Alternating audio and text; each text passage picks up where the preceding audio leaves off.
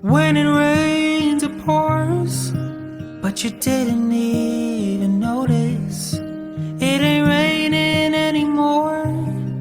It's hard to breathe when all you know is the struggle of staying above the rising water lines. Well, the sky is finally open, the rain and wind stop blowing, but you're stuck out in the same old storm again.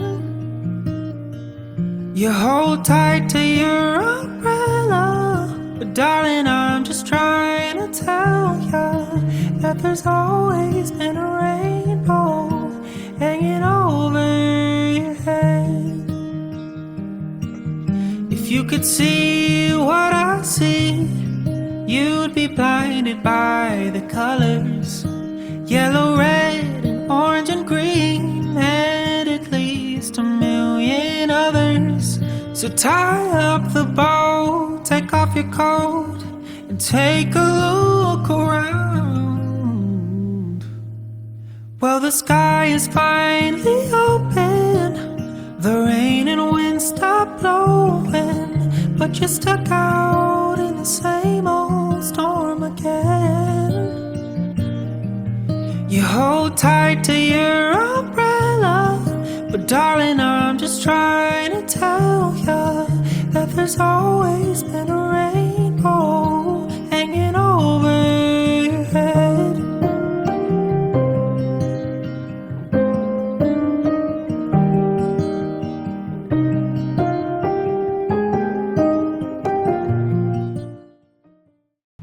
Good morning, everyone.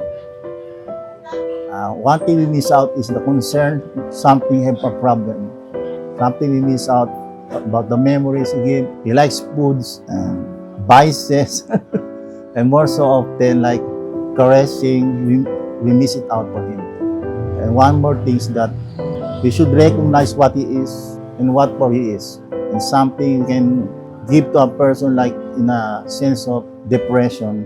It's a concern, something we never knew about the person who hid from it. And the last thing I can say is that thanks for all the friends who came here for our grief and sorrow. Thanks to you. And more so often, the grief is the most important, but we can pass it more often.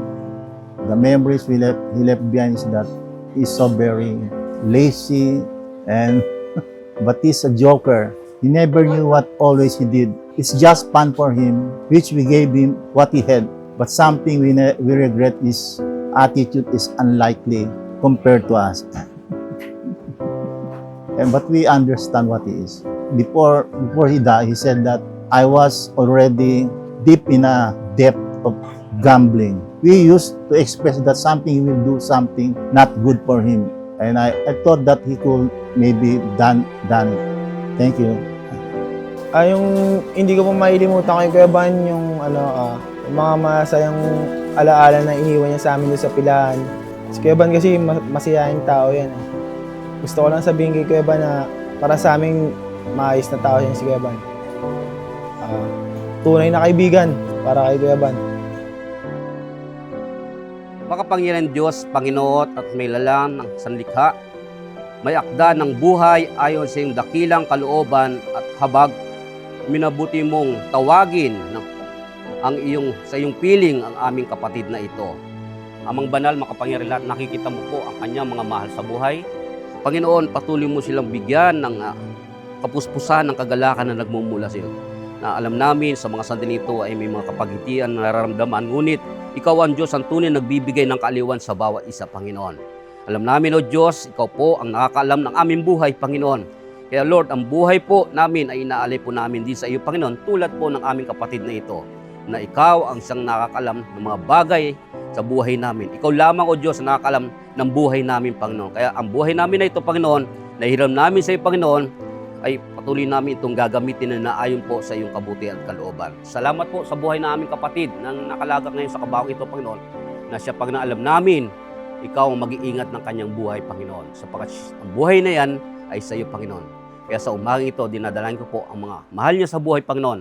Puspusin mo po sila ng kaaliwan na nagmumula sa iyo sa tulong po ng iyong banal na Espiritu. Sa pangalan ni Jesus, Amen. Amen. Yun.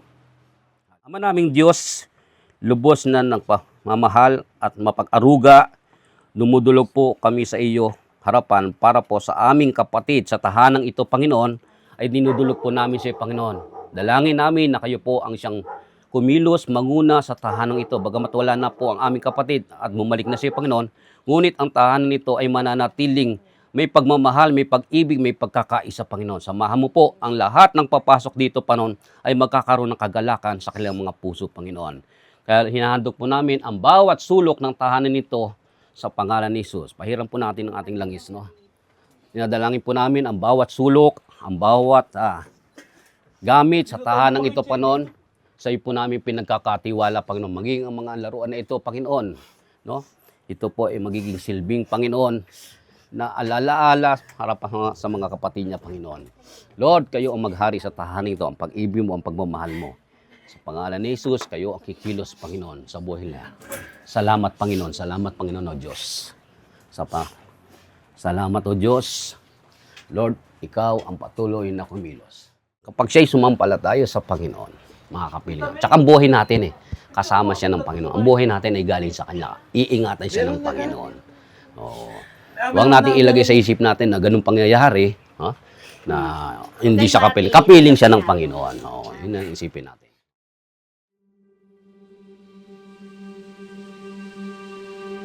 Oras ng sambahin ang ngalan mo,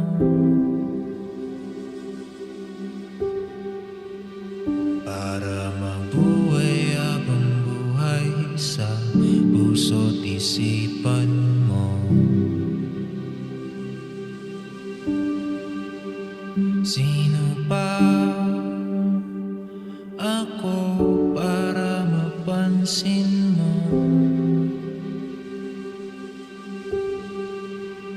Mga dalangin ko sa'yo, sana'y pakinggan mo.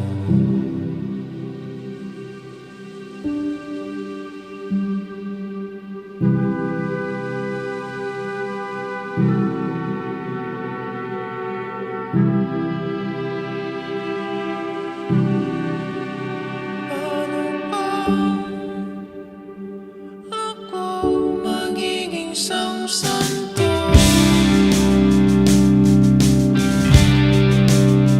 para kasama kita dyan sa tabi ng trono mo.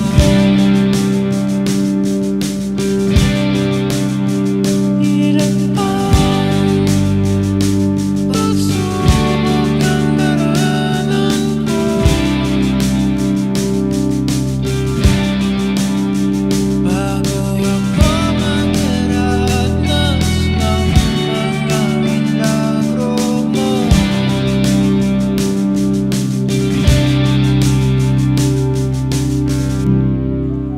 Makapangyarihan Diyos, Panginoon at may lalang ng sanlilikha, may akda ng buhay ayon sa iyong dakilang kalooban at habang minambuti mong tawagin ang iyong anak sa piling mo, ngayon ay amin pong tinatalaga sa lupa ang kanyang katawang lupa, abo sa abo, alabok sa alabok. Mapalad ang mga namatay kay Kristo sapagkat sila ay may pag-asang walang hanggang buhay.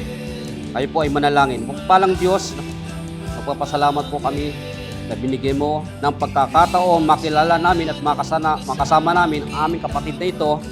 Dalangin namin, Panginoon, na bigyan mo ng kaliwan ang bawat isa na nagdadalamhati. Patuloy mo sila, O Diyos, na bigyan ng kagalakan sa kanilang puso sa kabila ng kanilang nararanasan. Ikaw ang Diyos nagbibigay po ng kaliwan sa aming puso, sa aming buhay, Panginoon. Kaya, Panginoon, patuloy po kayong kumilos po sa mga naiwan po ng mga mahal sa buhay. Alam namin, Panginoon, na hindi mo rin po sila iiwan at pababayaan sapagkat yan ang iyong pinangako. Pupusin nawa kayo ng Diyos na siyang bukal ng pag-asa at nawa na pagkaluban niya kayo ng kagalakan at kapayapaan sa pamamagitan ng inyong pananampalataya upang magumapaw ang inyong pag-asa sa pamamagitan ng kapangyarihan ng Espiritu Santo. Sumainyo nawa ang Diyos na pinagmumulan ng kapayapaan.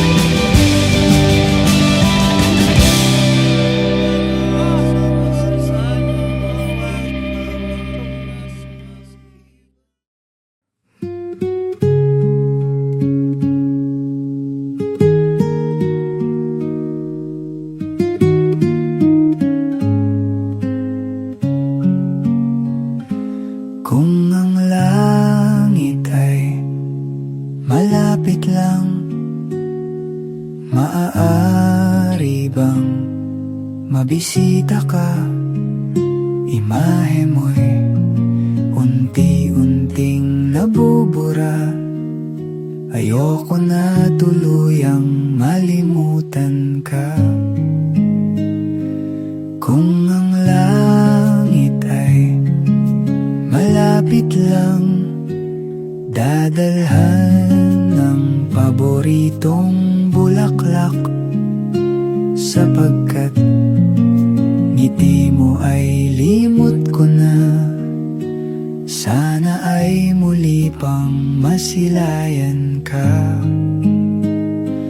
Kung ang langit ay malapit lang, gusto sanang marinig ang boses mo.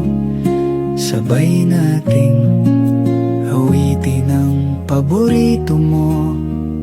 Di magsasawa na ulit-ulitin to.